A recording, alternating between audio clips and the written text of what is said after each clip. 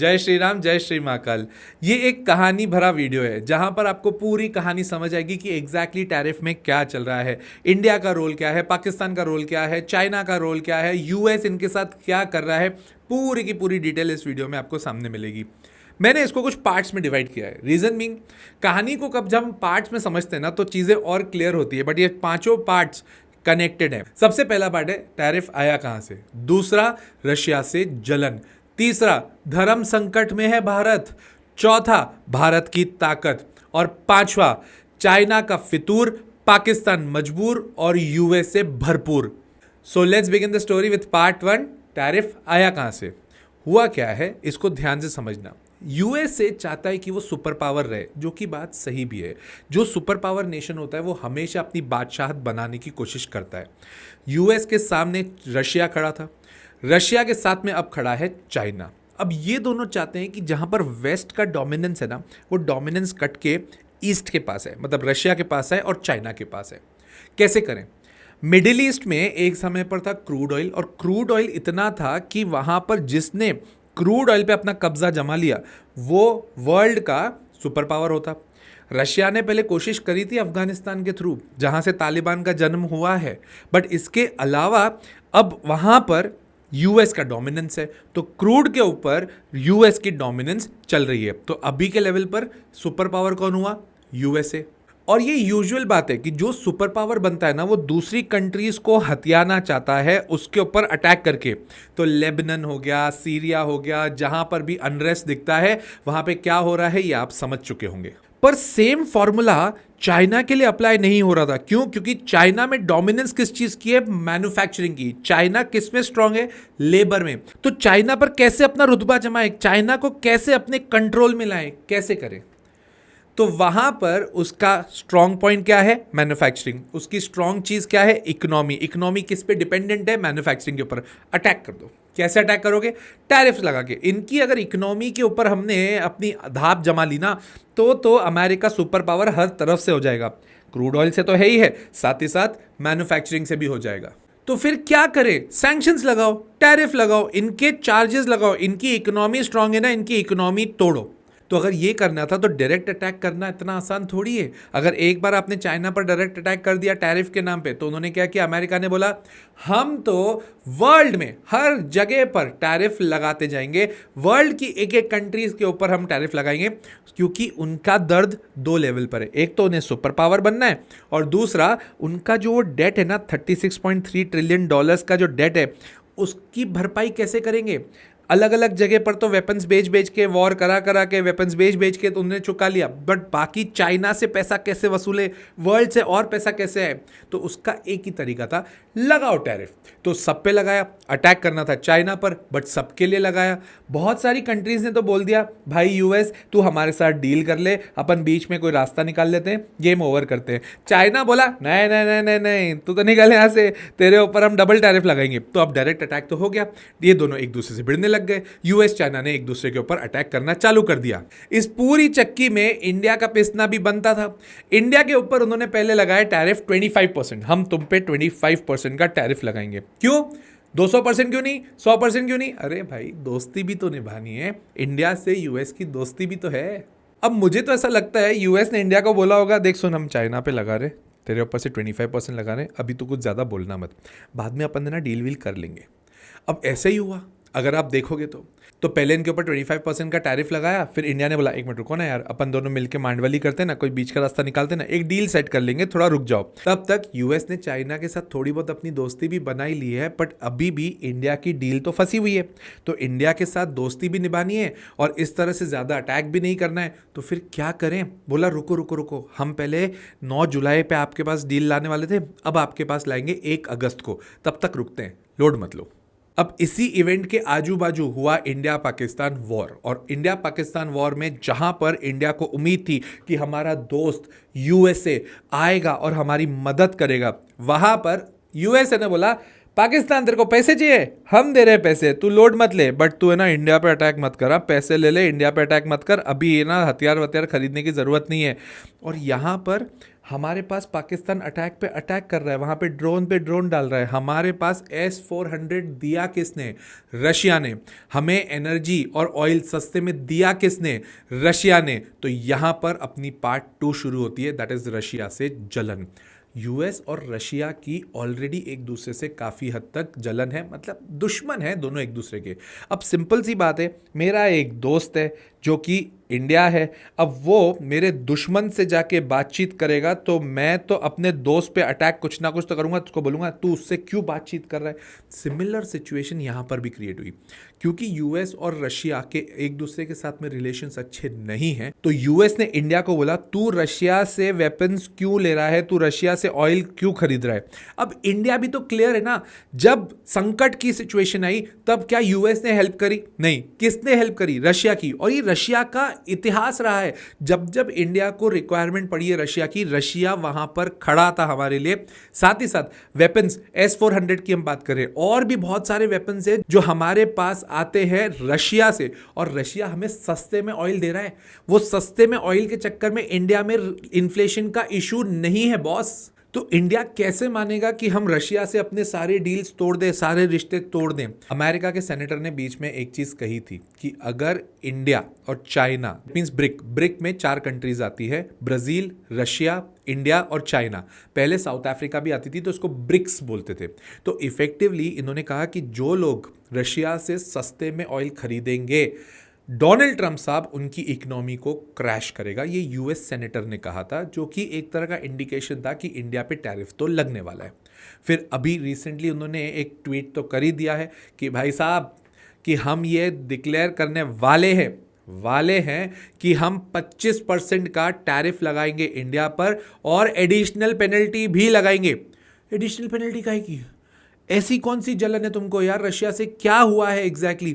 उन्होंने बोला तुमने रशिया से तेल खरीदा, तुमने रशिया से वेपन्स खरीदे, तो तुम्हारे ऊपर एडिशनल हम पेनल्टीज भी लगाएंगे, और ये जो पेनल्टीज होगी हम आपको आके बताएंगे कि कितनी लगेगी, जिसका डायरेक्ट इंपैक्ट पड़ेगा डेयरी प्रोडक्ट्स पे, ऑटो पार्ट्स पर, इनफैक्ट एग्रीकल्चरल प्रोड्यूस के ऊपर, फार्मा कंपनीज के ऊपर, डिजिटल गुड्स के ऊपर, इन सब के ऊपर डायरेक्ट इंपैक्ट पड़ेगा। और तो और डोनाल्ड ट्रंप का एक और कहना है कि यार हम इंडिया से, मतलब डोनाल्ड ट्रंप साहब इंडिया से जो इंपोर्ट करते हैं वो हम कम करते हैं, और इंडिया को हम माल जो बेचते हैं वो कम बेचते हैं।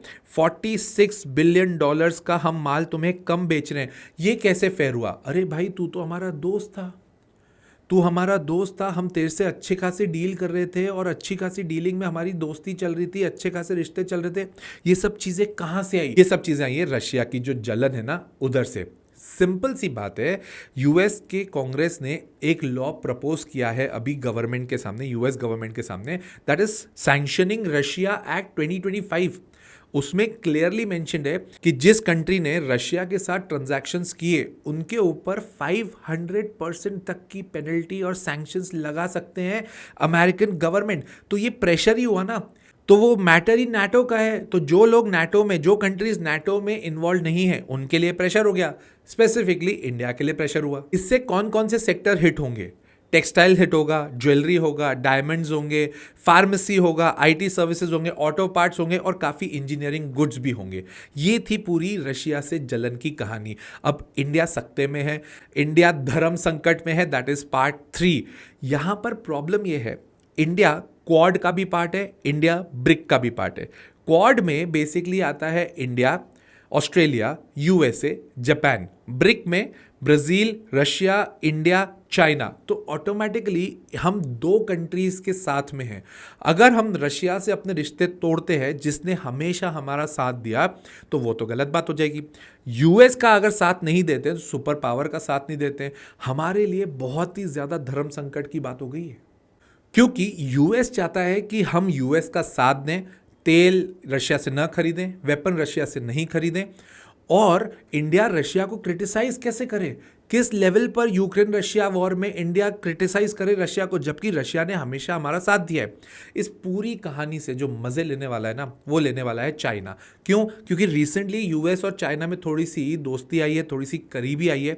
उस करीबी के चलते अगर इस तरह की सिचुएशन आती है, यूएस की कंपनीज जो इंडिया से ऑटो पार्ट्स खरीद रही थी, अब उनको टैरिफ लगेगा अलग से, अगर पेनल्टीज लग गई तो इनको महंगे लगेंगे, और अगर इनको महंगे लगेंगे तो इनको ऑटो पार्ट्स चाहिए, ये कहाँ से खरीदेंगे?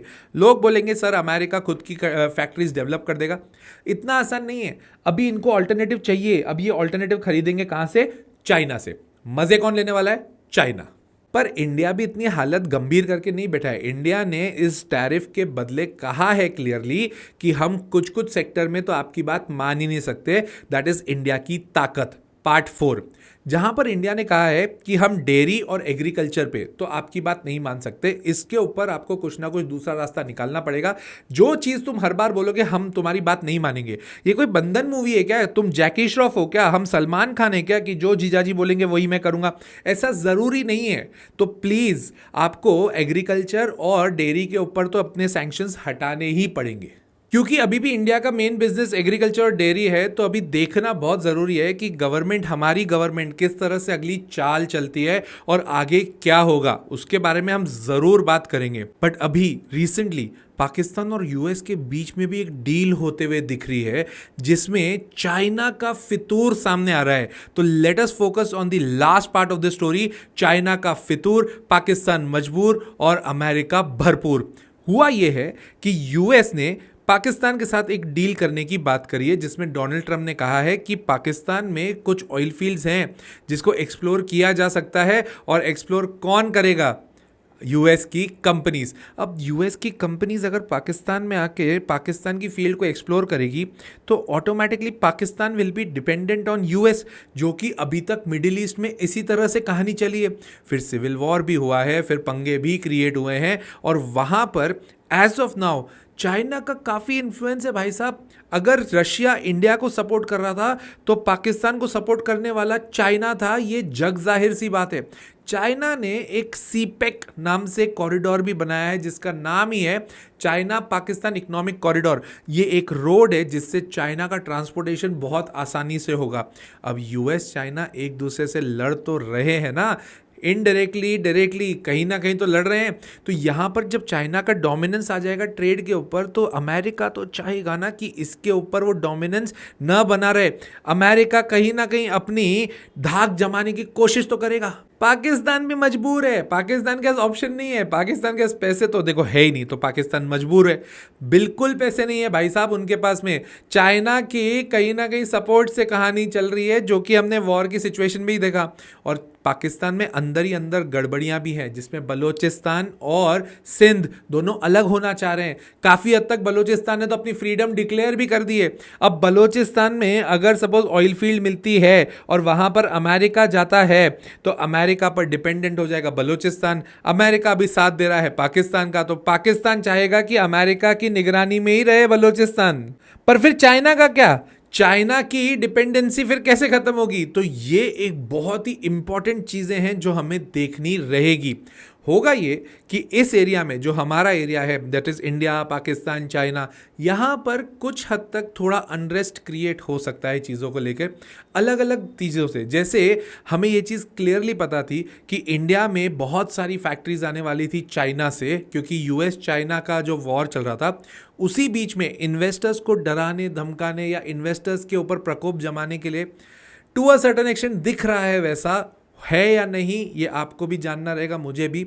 बट दिख रहा है कि जैसे ही चाइना से उठकर सारी कंपनीज इंडिया में आई, पाकिस्तान ने कश्मीर में अटैक किया।